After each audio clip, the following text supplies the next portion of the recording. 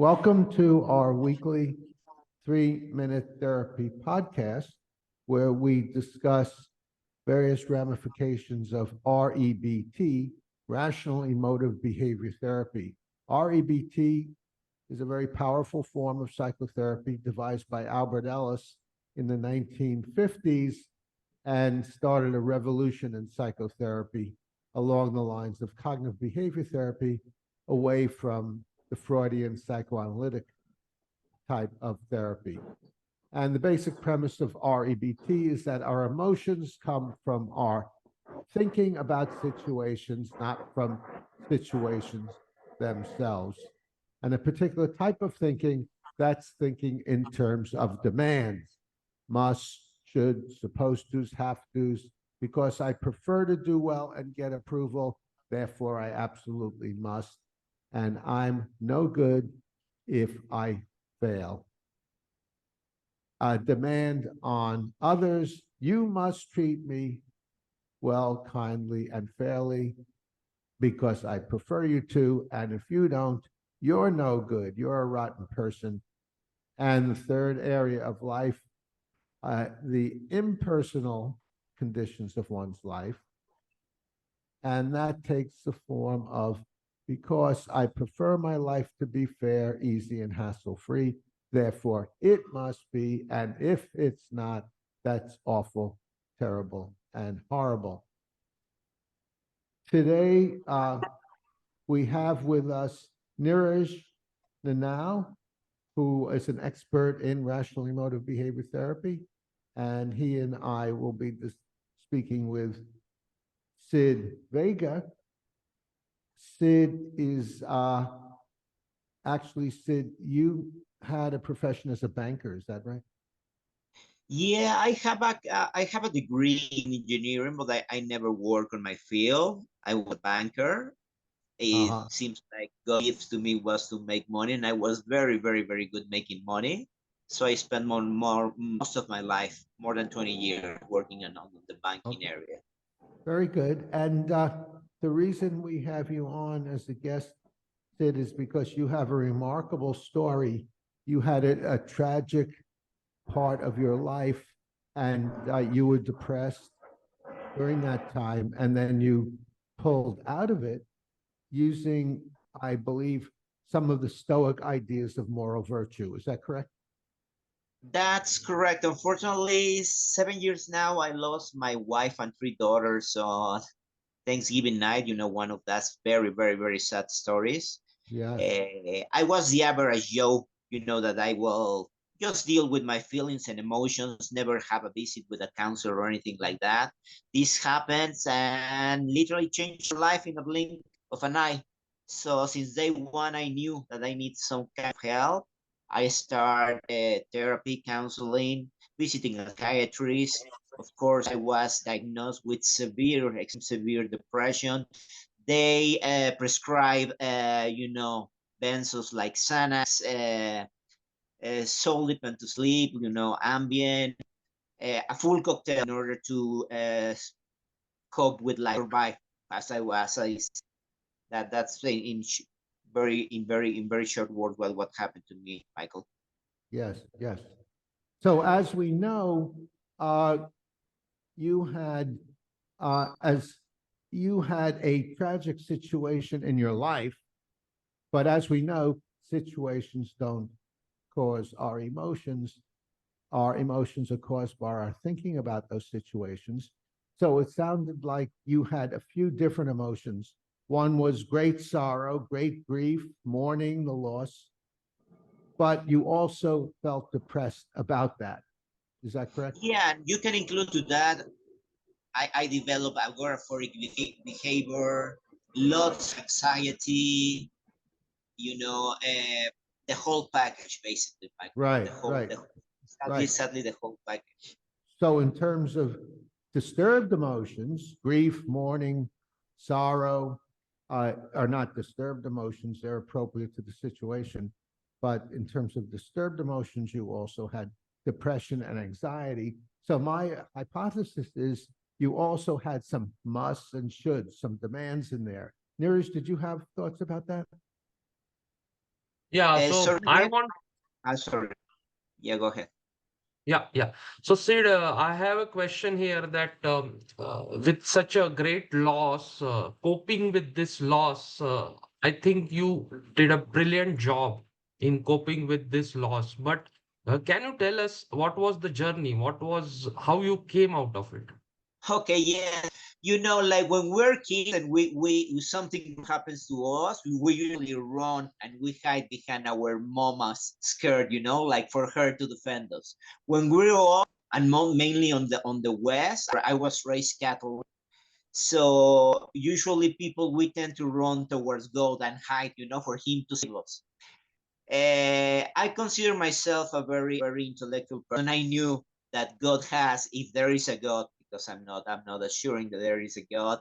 He I'm has sorry, more Sid, I'm important sorry, things Sid, to deal with. I didn't quite understand what you said. You knew something. Could you repeat that? What you knew?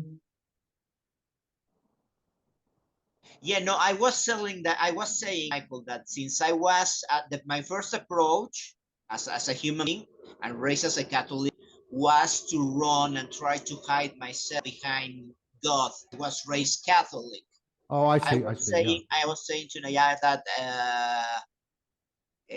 well, what happens? You keep running because I know at that moment that God, He has more several things to be concerned. If there is God, no, I'm still a Catholic, but I'm not saying that everybody needs to be a Catholic. That's what I'm trying to generalize.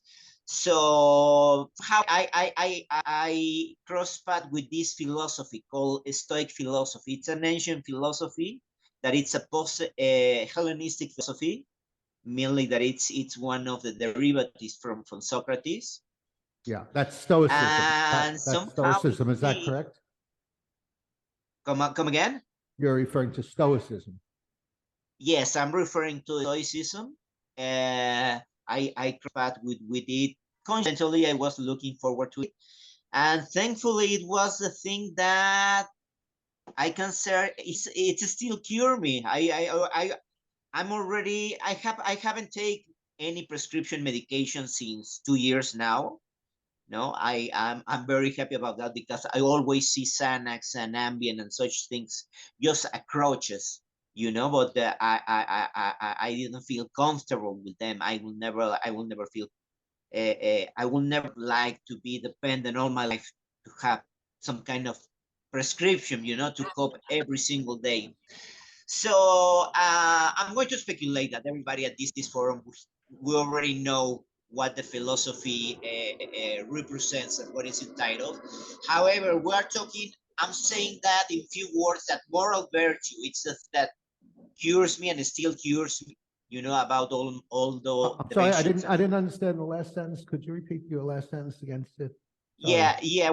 I was trying to say, Michael, that moral virtue, based Yes. on Stoic philosophy, is the thing that cure me and still cures me every single day. It makes me a very best version of myself. So I would like to start saying that the Stoics, they say that live by nature state. Usually regular people, they tend to think a state of slavery when I'm sorry, tell them. what was the last part? Live by nature, did you say? Yeah, the philosophy in a few words, it says you need to live by nature. Live by nature. Yes, exactly. On the modern world that we live, Michael, we people, we tend to think that it's a state of average, the lower state. Natural state is the lower state, but they meant the highest civilization. They meant that what it become under the most favorable conditions. Hence, they identify life in accordance with nature, meaning a life with the highest perfection, with no sorrow. When you have no sorrow, well, When you you don't know have what? depression. I'm sorry, I didn't understand that, Sid. When you know what? With no sorrow. Sorrow. Oh, sorrow. Yeah. To which a man could attain. Now, since we men are rational animals, my work as a man is living a rational life, and the perfection of reason was virtue. So this is the first part. This is how And they define how would you define virtue? perfection of reason. Okay? Perfection of reason? Yes, they, that is how they define it. We can define nowadays our modern world, the 21st century, virtue as tool. Yeah. Yeah. At that Nourish. moment, they give it a very humongous, massive, colossal value to the word virtue. But nowadays we can say a virtue as a tool. We can use virtue as a tool. They have four different, What different mainly. aspects of virtue? They have made for mainly virtue, that it was wisdom, that basically wisdom harness that what philosophy teaches, the welding in the real world, meaning, walk the talk, as we say. We know what it's right to do, but few people do what we know what we must to do. Then there And was by temper. right to do, Sid, by right to do you mean acting? You don't. Excuse me, Sid. Excuse me. By right to do you mean acting in accord with reality and reason? Meaning do the right thing. You don't condone the Holocaust, for instance. Even if you try to intellectualize, there is something that it tells you that it's not okay, that it's not right. Yeah. Killing a living another human being, I don't know, but it doesn't feel right. And what they say, wisdom, it's, don't say killing is bad, just don't kill, or lying is bad, just don't lie. Walk the talk, do what you're saying, basically. Now, the way I think of it, as REBT, rational emotive behavior therapy, would view this, I think, is that since our emotions come from our thinking, disturbed emotions come from thinking in terms of demands: must, should, supposed to's, have to's, as opposed to coming from preferences. And that leads to appropriate negative emotions rather than disturbed emotions. Niraj, did you want to say something? Yeah, so I want to ask a question to Sid. Shall I ask you a question, Sid? Yes, go ahead, please. Yeah. So one important aspect which you highlighted is that walk the talk.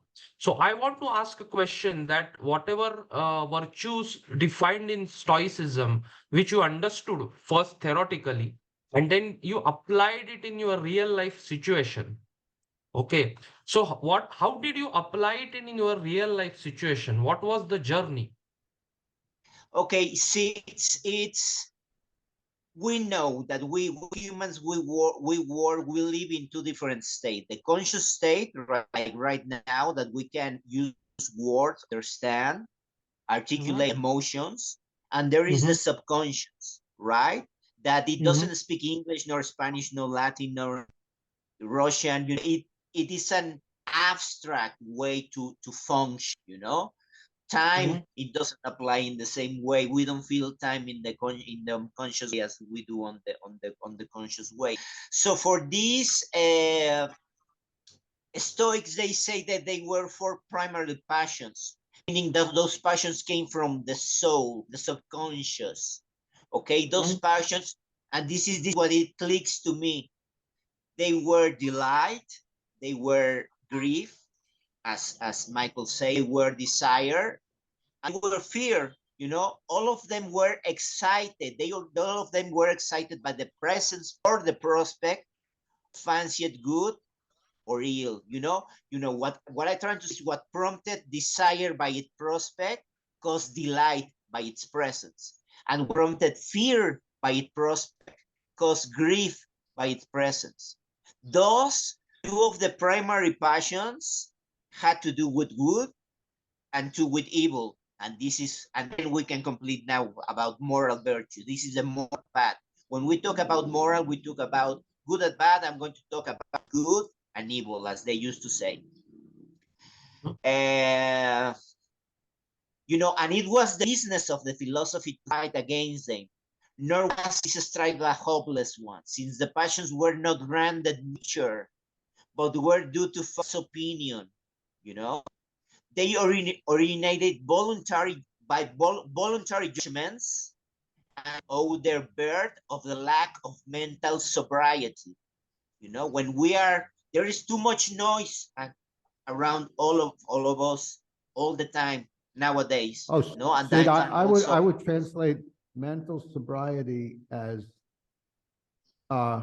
using reason in our life, using ideas that um, are in touch with reality, such as, and we have goals. We start with goals in our life, and then we have preferences to achieve those goals. So our preferences are in line with reality. But then when we escalate those to demands, musts and shoulds, that's when we have emotional disturbance. So it sounds like that part of your process was, at first you had demands, could have been things like, this must not happen to me. This this is unfair and should not be so unfair. This shouldn't have happened to my family. And so it sounds like you started with those musts, but then using a process of moral virtue, you were able to overcome that kind of demanding thinking. And now you have strong preferences. I strongly, passionately desire and prefer this not had happened, but I had better move on with my life. Would you say that's a fair summary of what you went through? Yeah, synthesizing it's the proper way to put it, Michael. You put it in a pretty very well synthesized way. What I try to say is, if men they wish to live their span of life that was allotted to them in quietness and peace, they must by all means keep clear of passions, because you know there are good passions and there are bad passions. So for these primary passions, having formal belief, it became necessary to justify the division of them by arranging them in the specific forms of feeling. Now we're talking about feelings under these four heads. In this task, you know, in the ancient days by the Stoics, they displayed a subtlety which is more of the interest of the lexicographer than to the student of philosophy. They laid Sid, I'm great sorry, stress on derivation of Sid, words Sid, as affording a clue Sid, to their meaning. Sid, sorry to interrupt, but we just have another minute or two. So just to wrap up, Niraj, was there anything you wanted to summarize with or finish off with? Yeah. So Yes, it's really, yeah. So the way I would like to summarize is really courageous of Sid to come on this show and share his story and share how Stoicism has really impacted him. And REBT, rational emotive behavior therapy, and Stoicism has a strong parallels. They are quite influenced. REBT is influenced by Stoicism. So thank you very much again, Sid, for sharing your story and sharing your experience. And sure. Yes, yeah, thank you. Yeah, thank you, Sid. I agree with Niraj that it was courageous of you and thoughtful of you to come on and tell us your story and how you got through it. And also, I would like to thank Chris Rossini, our tech engineer, and I'm Dr. Michael Edelstein, clinical psychologist. And if you have any comments about the podcast, any thoughts, please put them below. Please give us a thumbs up and subscribe to the 3 Minute Therapy podcast to stay on the rational side of life.